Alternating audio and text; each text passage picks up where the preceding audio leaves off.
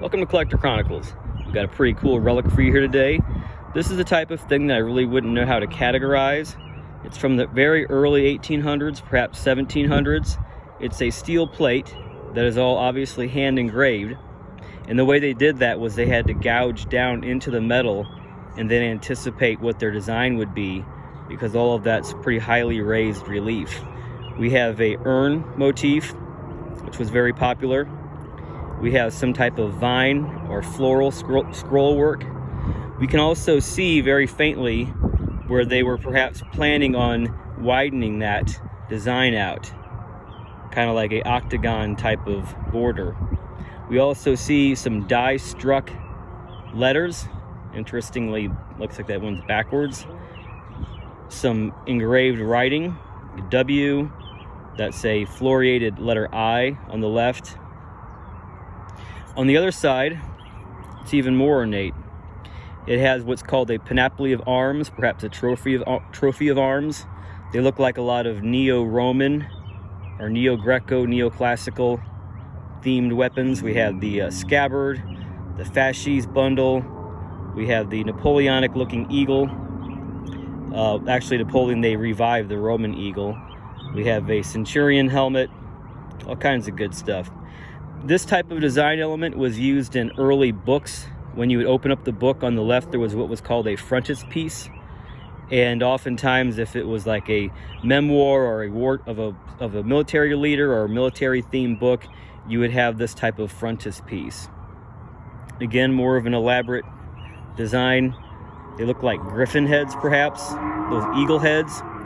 So if I were to show this to someone, they would say, well, that's a printing plate. It does resemble a printing plate, but I believe this is something different. I believe this was a tradesman sample piece. Especially here in the United States, there was a very strong demand for engravers from the old world. And they were used to make printing plates for the print trade, for newspapers, also currency. Here in the Midwest, there was a lot of counterfeit money being passed in the very early 1800s here in Illinois, southern Illinois, and southern Missouri. And these immigrants would use their trade for nefarious purposes if the temptation lured them to do so. So if you were a traveling tradesman, you could go into town and you would talk to whoever would be perhaps hiring you, and you'd say, here's what I'm capable of. Here's my work. So this thing really isn't made out of any type of brass or silver. It's not like what they call a precious metal or noble metal. So, and there's really no story behind it as far as the provenance. So this thing over the years would have been kept simply because it looked cool, even though there was no intrinsic value. And for this to be passed through hands and never melted down or lost or whatever is pretty remarkable. It is testament to the quality of the piece, that it was just, people kept it because it looked cool. And that can be said with a variety of things, even more modern.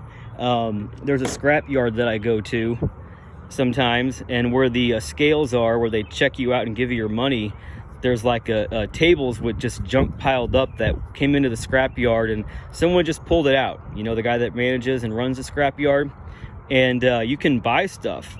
So this right here was laying there. That's definitely 19th century. All that engraving, it was actually folded, and I opened it up. I don't know if that's silver. It might be pewter. I think this might be a napkin ring from the turn of the century. If anybody has any clue what that might be, leave a comment. Also, this was laying right there. And I have a glossy paper version of this that I got an accumulation of stuff when I was cleaning out a house. And this was to test your printer, like in the 80s or early 90s, to make sure everything was calibrated. It might be called a calibrating plate or something. And mine's paper, this one at the scrapyard, was aluminum. So someone pulled it out, and it was just close to finally being melted down and turned into scrap, and it was salvaged.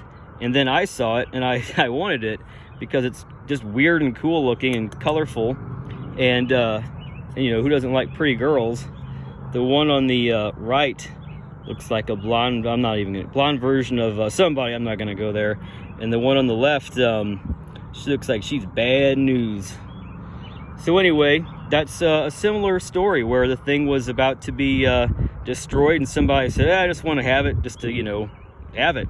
That's the problem with the scrapyard. You go in there to make a few bucks, and you end up leaving with more junk, like this right here. It's a big old heavy, solid, like milled or machined aluminum block.